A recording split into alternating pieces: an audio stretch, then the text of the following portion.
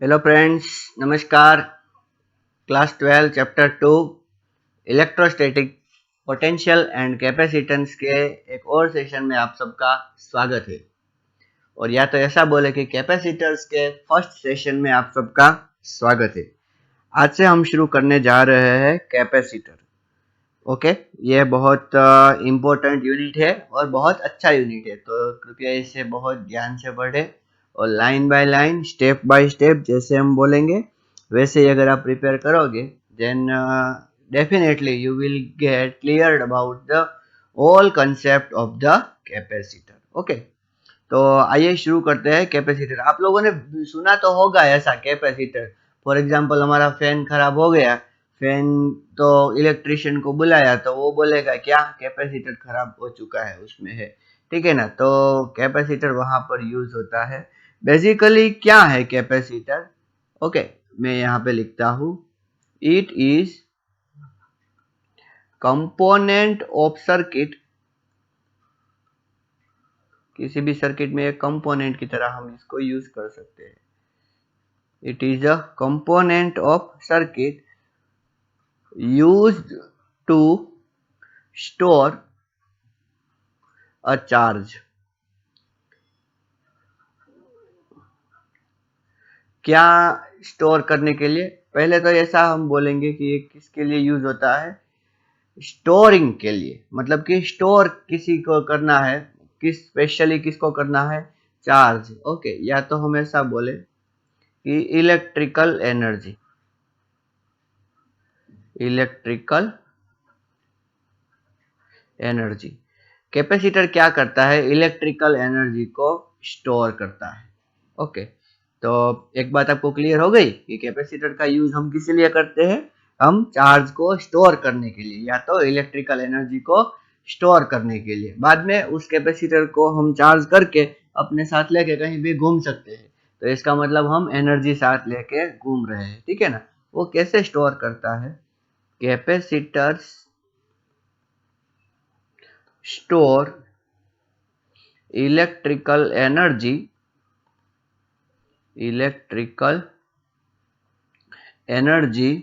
in form of electric field.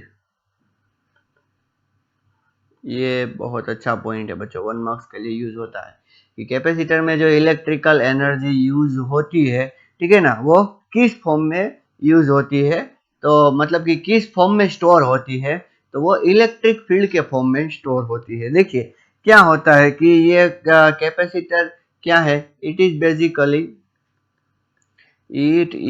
Basically two conductors. क्या है ये? Two conductors, okay, separated at finite distance।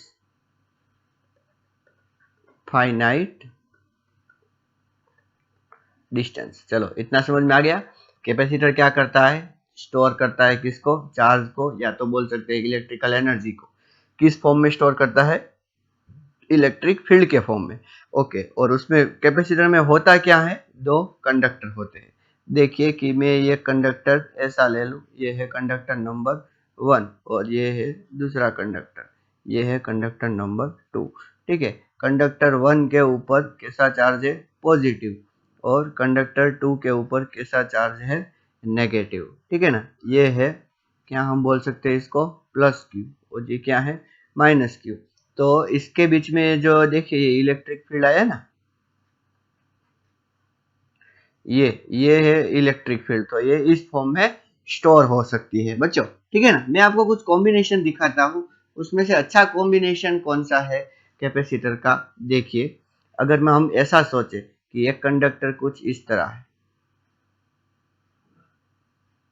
ठीक है, और दूसरा कंडक्टर कुछ इस तरह है, यहाँ पर प्लस प्लस प्लस है और यहाँ पर माइनस माइनस, तो ये तो इलेक्ट्रिक फील्ड बाहर चला गया।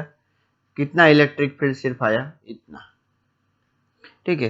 एक ये केस हो सकता है, ठीक है। एक केस ऐसा भी हो सकता है कि कंडक्टर कुछ इस तरह हो और दूसरा कंडक्टर कुछ इस तरह, ठीक है ना। तो यहाँ पर क्या है, प्लस प्लस प्लस, और यहाँ पर माइनस माइनस माइनस। तो देखिए बहुत सारी इलेक्ट्रिक फील्ड लाइन यहाँ पर हो गई। ये है केस 2। तो इसका मतलब क्या है, ये अच्छा है, ये कॉम्बिनेशन में से हम क्या बोल सकते हैं, case 2 is better, case 2 is better than, या तो case 2 greater than the case 1। लेकिन अगर हम बेस्ट बात करें तो बेस्ट तो यही है, कौन सा, जो मैं यहाँ पे ड्रॉ कर रहा हूँ, ऐसा, ठीक है ना। तो यहाँ पर सोचो कि ये हो, क्या हो, प्लस, और ये क्या हो, माइनस। तो सारी इलेक्ट्रिक फील्ड लाइन इस तरह होगी, ठीक है ना। ये है बेस्ट, ठीक है। तो कैपेसिटर में एक्चुअली हमने क्या देखा, कैपेसिटर में होता क्या है, दो कंडक्टर होते हैं और फाइनाइट डिस्टेंस पे सेपरेट होते हैं। देखिए यहाँ पर फाइनाइट डिस्टेंस, यहाँ पर भी फाइनाइट डिस्टेंस है, यहाँ पर भी फाइनाइट डिस्टेंस है। तो ऐसा होता है। अब क्या देखिए, एक के ऊपर पॉजिटिव चार्ज है, एक के ऊपर नेगेटिव चार्ज है, ठीक है। तो एक पॉइंट में यहाँ पर और लिख रहा हूँ, आप कृपया उस पॉइंट को ध्यान से अच्छी तरीके से अपने दिमाग में उतारें, ठीक है। क्या पॉइंट है, देखिए, charge on each conductor, charge on each conductor is equal in magnitude but opposite in sign, ठीक है। इक्वल इन मैग्नीट्यूड और अपोजिट इन साइन, मतलब कि जो पहला कंडक्टर है, सोचो कि उसके पास प्लस क्यू है तो इसके पास कितना होगा, माइनस क्यू। इसके पास प्लस क्यू है तो इसके पास माइनस क्यू। इसके पास प्लस क्यू है तो इसके पास माइनस क्यू। कहने का मतलब क्या है कि दोनों चार्ज इक्वल और अपोजिट होने चाहिए, ठीक है ना। ऐसा नहीं है कि एक के पास प्लस क्यू और एक के पास -2 क्यू, तो ऐसा नहीं चलेगा। तो ये बात आपको अच्छी तरीके से ध्यान में रखनी है, ठीक है ना।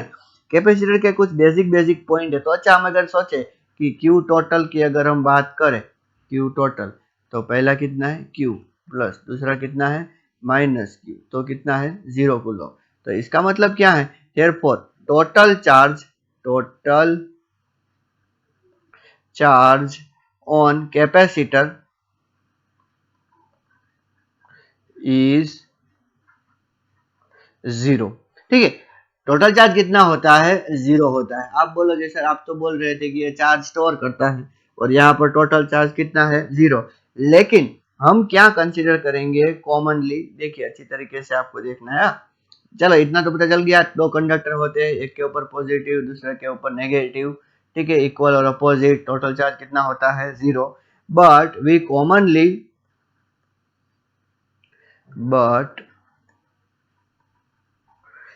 Commonly term charge on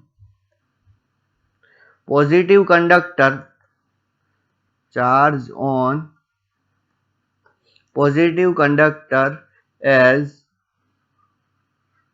charge on capacitor. अच्छी तरीके से ध्यान में रखिए, ठीक है ना। मतलब कि जो हमने ऐसा डिस्कस किया था, सोचो कि एक है और ये है, यहाँ पर 2Q है और यहाँ पर -2Q। तो हम ऐसा बोलेंगे कि हाँ, इस कैपेसिटर के ऊपर कितना चार्ज है, 2Q जितना। ओके, देखिए पॉजिटिव कंडक्टर का मतलब क्या है, देखिए मैंने पहला कंडक्टर लिया और एक दूसरा कंडक्टर लिया, ठीक है। एक कंडक्टर मैंने ये लिया और एक कंडक्टर ये लिया।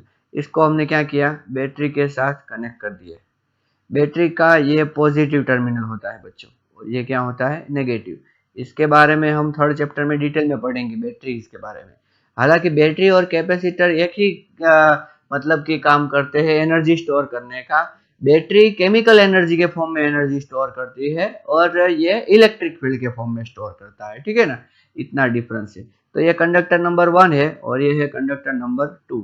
तो यहाँ पर इसको पॉजिटिव टर्मिनल दिया, इसलिए यहाँ पर ये पॉजिटिवली चार्ज हो गया और ये कैसा हो गया, नेगेटिवली चार्ज। समझ में आया कि नहीं, मतलब कहने का मतलब क्या है कि अगर हमने ऐसा किया होता, सोचिए कि ये एक कंडक्टर है और ये है दूसरा कंडक्टर, और यहाँ पर अगर हमने ऐसा किया होता तो क्या होता, देखिए यहाँ पर ये पॉजिटिव चार्ज हो जाता फिर इसके पास, और इसके पास कैसा चार्ज हो जाता, नेगेटिव चार्ज, ठीक है ना। उनके बीच में कितना फाइनाइट डिस्टेंस रहना चाहिए, अच्छी तरीके से आपको मालूम होना चाहिए। अब देखिए इन दोनों के बीच में इलेक्ट्रिक फील्ड एग्जिस्ट करता है कि नहीं, हाँ एग्जिस्ट करता है। देखिए अच्छी तरीके से, सॉरी मैंने गलती कर दी, यहाँ पर इधर एरो नहीं आएगा, इधर एरो आएगा।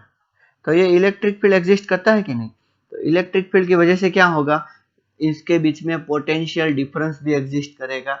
ओके, इसका मतलब क्या है, देखिए मैं क्या बोल रहा हूं, there is some potential difference, आप एक एक पॉइंट को बहुत ध्यान से पढ़िए, ठीक है ना। Potential difference V between conductor, बच्चों ये V जो है ये पोटेंशियल डिफरेंस है। कहने का मतलब क्या है कि सोचो अगर इसका पोटेंशियल V है तो इसका पोटेंशियल 0, तो V minus zero is equals to V, ठीक है ना, V equal to V minus zero. या तो सोचो कि इसका पोटेंशियल अगर V1 है, इसका पोटेंशियल V2 है, तो V इज इक्वल्स टू क्या करेंगे हम, V2 माइनस V1, पॉजिटिव का पोटेंशियल माइनस नेगेटिव का पोटेंशियल, ठीक है ना, ये पोटेंशियल डिफरेंस होगा। तो पोटेंशियल डिफरेंस कितना है, V, हम डेल्टा V भी बोल सकते हैं, लेकिन यहाँ पर मैं आपको V ऐसा ही बोलूंगा, ठीक है ना। अब बहुत इंपॉर्टेंट पॉइंट जो यहाँ पर आ रहा है, अच्छी तरीके से आप याद रखिए। पहले मैं आपको रिवाइज करा दूं, दो कंडक्टर होते हैं, एक पॉजिटिव नेगेटिव, दोनों के बीच में फाइनाइट डिस्टेंस होता है, एक के ऊपर पॉजिटिव चार्ज, एक के ऊपर नेगेटिव चार्ज, ठीक है। अब देखिए, it is observe that, it is observe that V, बच्चों हमने यहाँ पर जो V देखा ना, V is directly proportional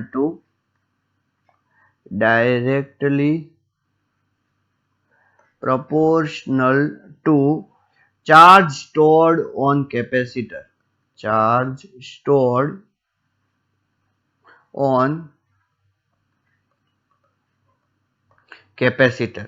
कहने का मतलब क्या है कि चार्ज कितना स्टोर हुआ, सोचो Q, तो Q proportional to V, Q बढ़ता जाएगा तो V भी बढ़ता जाएगा, ठीक है ना। मतलब कि पोटेंशियल डिफरेंस बढ़ता जाएगा, जितना Q बढ़ेगा उतना ही पोटेंशियल डिफरेंस बढ़ेगा। तो ये बढ़ने से क्या होता है, एक हम ऐसा इनके बीच में कांस्टेंट डाल सकते हैं, therefore what we can say, Q is equals to CV, here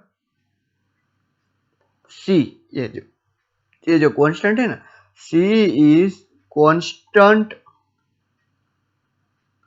of proportionality,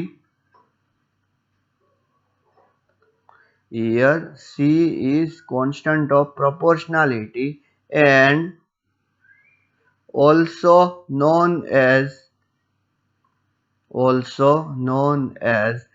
capacitance.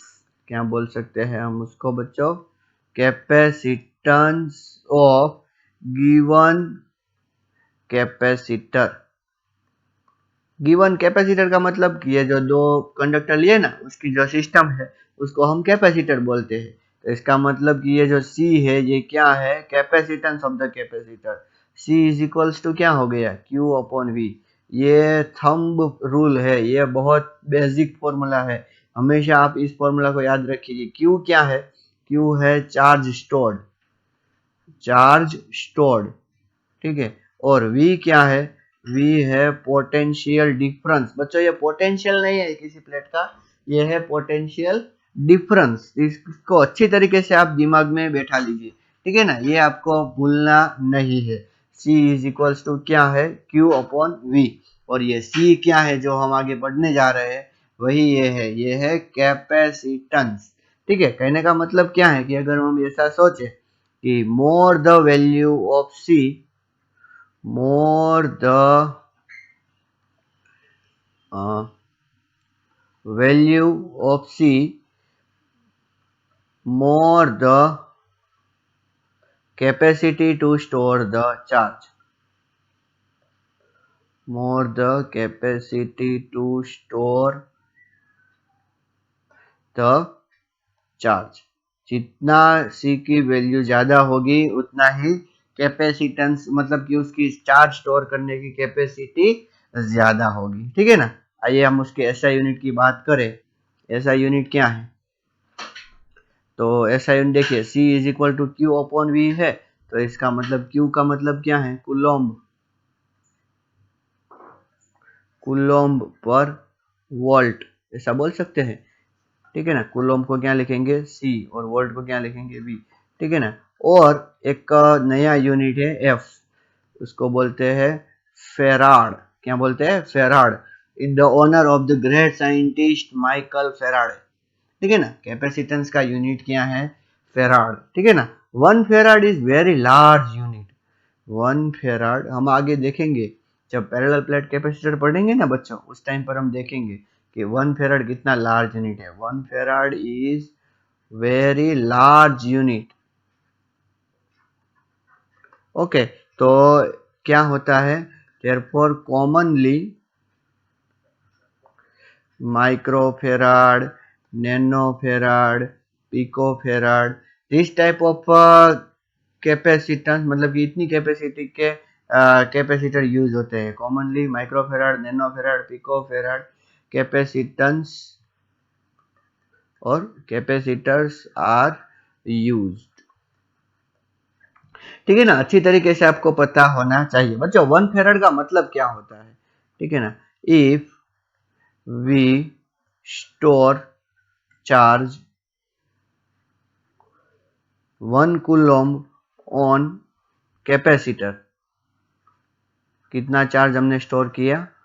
1 coulomb. ठीक है। And which give rise to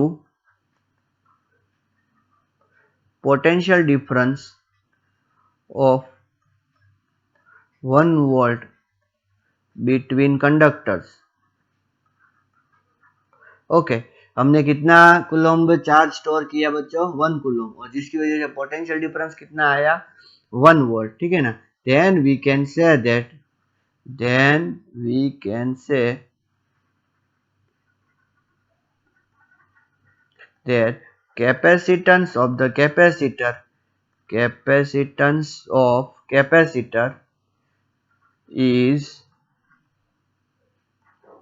1 farad. क्या बोल सकते हैं हम? Capacitance of the capacitor is the 1 farad. बच्चों अगर आपके हम अगर उसके सिंबल की बात करें तो सिंबल दो टाइप के होते हैं कैपेसिटर में। ठीक है ना। एक होता है वेरिएबल कैपेसिटर और एक होता है फिक्स्ड कैपेसिटर। देखिए मैं ये यहाँ पर ड्रॉ कर रहा हूँ।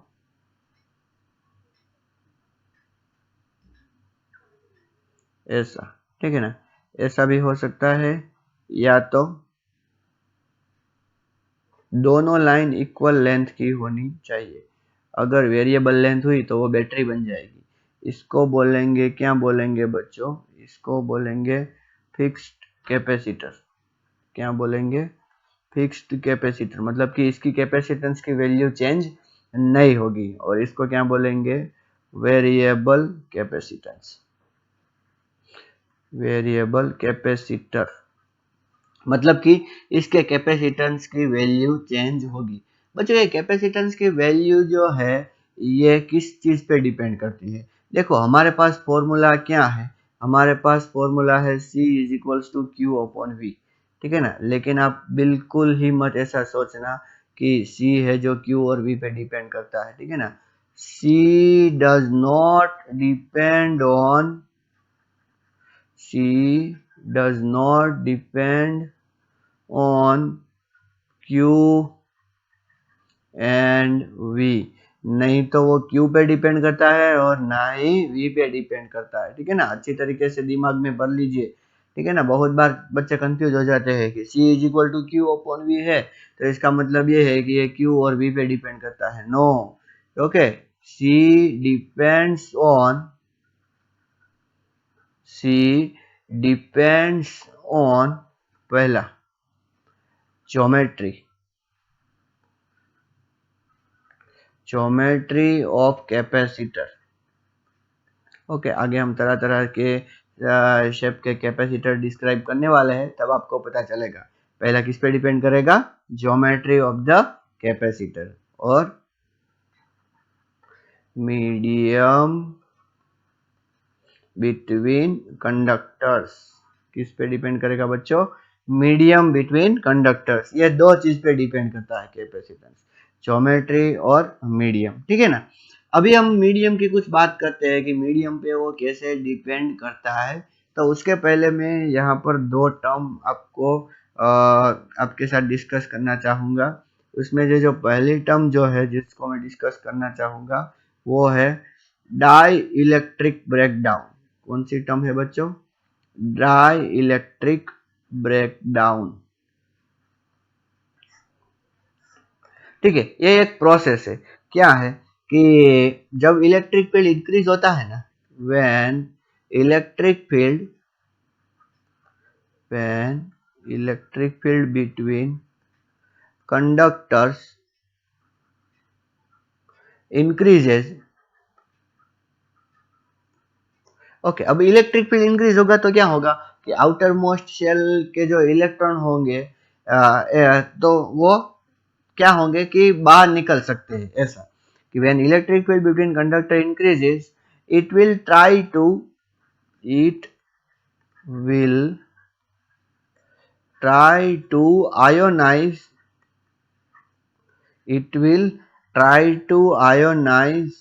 एयर ले लो या तो मीडियम ले लो, एयर और मीडियम बिटवीन देम। बच्चों मैं थोड़ा सा यहाँ पर ये देखो, ये है न्यूक्लियस, ठीक है, ये है फर्स्ट ऑर्बिट, ये है सेकंड ऑर्बिट। इलेक्ट्रोस्टैटिक में हमने स्टार्टिंग में जब फ्रिक्शन इलेक्ट्रिसिटी डिस्कस की थी ना, उस टाइम पर हमने डिस्कस किया था ऐसा, ठीक है ना। देखिए क्या मैं बोल रहा था कि अच्छा एक इलेक्ट्रॉन यहाँ पर आएगा, ओके, और यहाँ पर फिर और इलेक्ट्रॉन्स आएंगे। तो यहाँ पर होता है strong force, strong electrical force, और यहाँ पर वीक इलेक्ट्रिकल फोर्स। तो इसका मतलब क्या है कि जब ये सराउंडिंग में, ये सराउंडिंग की बात कर रहा हूं मैं यहाँ पर, यहाँ इफ ई एक्सटर्नल इंक्रीज होता है यहाँ पर, तो इसका मतलब क्या है कि ये इलेक्ट्रॉन को ये क्या करेगा, ब्रेक कर देगा। ब्रेक कर देगा मतलब कि यहाँ से वो एस्केप कर जाएगा, जिसकी वजह से ये एटम जो है, एटम क्या हो जाएगा, आयोनाइज हो जाएगा, एटम बन जाएगा आयोनाइज्ड एटम, ठीक है ना। आपको समझ में आया ना, इलेक्ट्रिक फील्ड क्या करेगा, इलेक्ट्रॉन को अपने साथ भगा के लेके जाएगा। तो ये जो एटम है वो क्या बन जाएगा, आयोनाइज्ड एटम बन जाएगा। ओके, तो इतना समझ में आया कि दो कंडक्टर के बीच में, मतलब कि एक है कैसा है, इसके ऊपर प्लस है, ठीक है ना, और इसके ऊपर कैसा है, माइनस क्यू है, ठीक है ना। और इसके ऊपर के हम चार्ज इंक्रीज करते जा रहे हैं, इसका ऊपर का भी चार्ज इंक्रीज करते जा रहे हैं। तो जैसे जैसे चार्ज इंक्रीज होगा बच्चों, तो ये इलेक्ट्रिक फील्ड बढ़ेगा।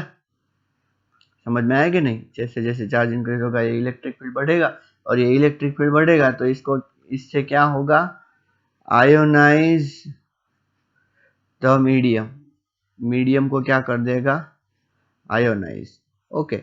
और if medium gets ionized,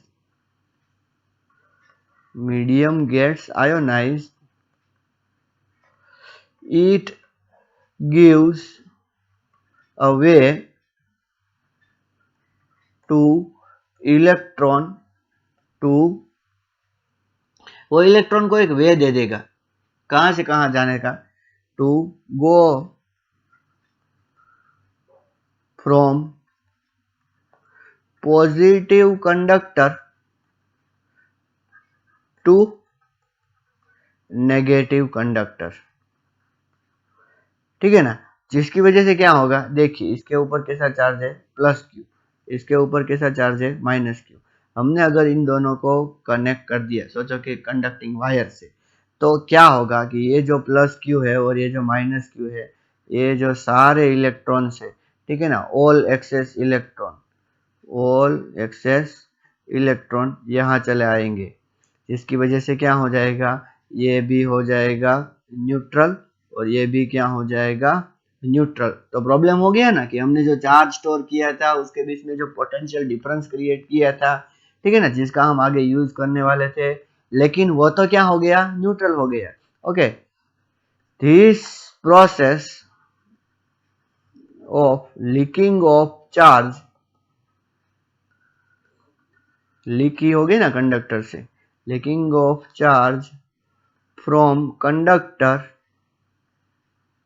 is called dielectric breakdown. उसको हम क्या बोलेंगे बच्चों, डाई इलेक्ट्रिक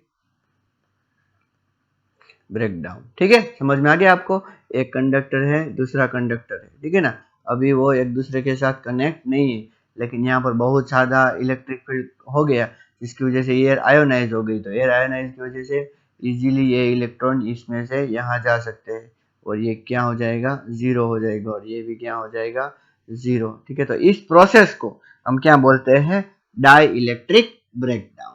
ठीक है, थोड़ा सा समझ में आ गया। ओके, अब एक टर्म में और आपके साथ शेयर करना चाहूंगा, जिस टर्म का नाम है डाई इलेक्ट्रिक स्ट्रेंथ। क्या नाम है उसका, डाई इलेक्ट्रिक स्ट्रेंथ। ठीक है, अभी डाई इलेक्ट्रिक स्ट्रेंथ क्या होती है, ठीक है ना, डाई इलेक्ट्रिक स्ट्रेंथ होती है कि मैक्सिमम इलेक्ट्रिक फील्ड, ठीक है ना, एक मीडियम की प्रॉपर्टी होती है, it is property of medium, it is property of medium,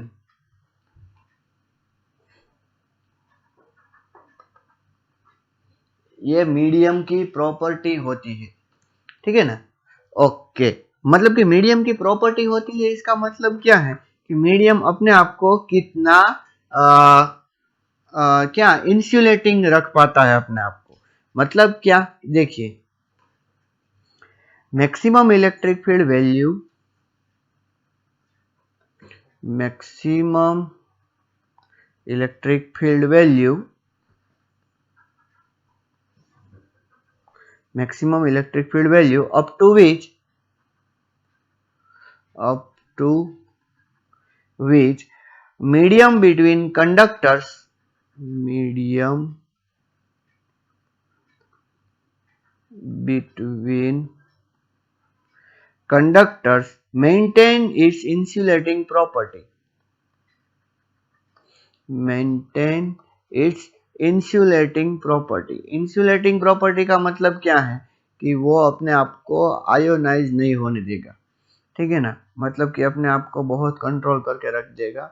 insulating property कि वो अपना इलेक्ट्रॉन देगा ही नहीं, वो आयोनाइज होगा ही नहीं, ठीक है ना। तो ये क्या है एक्चुअली में, maximum electric field value up to which medium, okay, maintain its insulating property is called dielectric strength of the medium। उसे क्या बोलेंगे बच्चों हम, dielectric strength of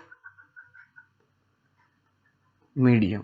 तो इसका मतलब क्या है कि ज्यादा डाइलेक्ट्रिक स्ट्रेंथ होगी तो इसका मतलब कि ज्यादा इलेक्ट्रिक फील्ड तक हम चार्ज स्टोर कर पाएंगे, और अगर कम डाइलेक्ट्रिक स्ट्रेंथ होगी तो इसका मतलब क्या है कि कम चार्ज हम स्टोर कर पाएंगे। तो इसका अगर हम इसको बेसिकली देखें तो इसको हम क्या बोल सकते हैं, सो बेसिकली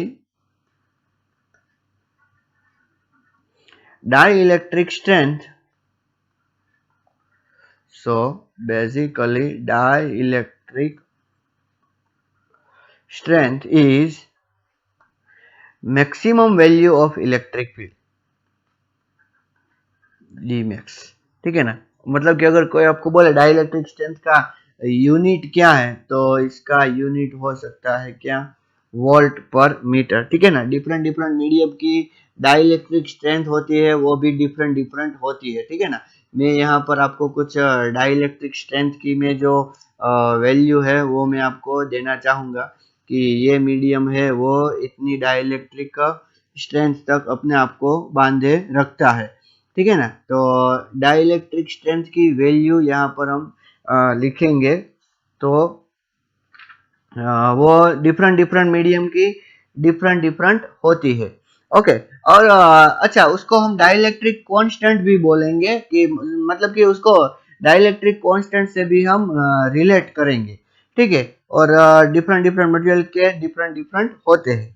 ओके, वो हम दूसरे टॉपिक जब हम dielectric between the plates of capacitor देखेंगे ना, उस टाइम पर हम लिखेंगे, ठीक है ना। तो यहाँ पर आपको शायद ये पता चल गया होगा कि किस तरह कैपेसिटर का कैपेसिटेंस मीडियम पे डिपेंड करता है, ठीक है ना। अब बात हुई कि कैपेसिटर का कैपेसिटेंस किस तरह डिफरेंट डिफरेंट मैं क्या बोलता हूँ कि शेप पे डिपेंड करता है, वो हम नेक्स्ट लेक्चर में देखेंगे। यहाँ पर मैं डाइलेक्ट्रिक स्ट्रेंथ किसी मटेरियल की अगर लिखना चाहूँ तो डाइलेक्ट्रिक स्ट्रेंथ ऑफ एयर कितनी होती है, 3 × 10⁻⁶ वोल्ट पर मीटर। मतलब कि यहाँ तक अगर इलेक्ट्रिक फील्ड आ गया फिर भी एयर जो है वो क्या आयोनाइज नहीं होगी, ठीक है ना। पेपर जो होता है, पेपर, ठीक है, उसकी डाइलेक्ट्रिक स्ट्रेंथ होती है 14 × 10⁻⁶ वोल्ट पर मीटर। अगर हम वैक्यूम की बात करें तो उसकी होती है इनफाइनाइट। क्यों? क्योंकि वैक्यूम में कुछ होता ही नहीं, तो आयोनाइज होने का चांस ही नहीं है। लेकिन ऐसा पॉसिबल नहीं है कि हम दो कैपेसिटर के बीच में वैक्यूम कर दे। और मैं माइका की लिख रहा हूँ, उसकी होती है 12 × 10⁻⁶, ठीक है ना। तो आज हमने क्या देखा, कैपेसिटर का इंट्रोडक्शन देखा और कैपेसिटेंस का फॉर्मूला देखा, 1 फेरेड क्या होता है वो देखा, कैपेसिटेंस किस चीज पे डिपेंड करता है वो देखा, ठीक है ना। In the next session we will discuss different types of the capacitor. Okay, thank you.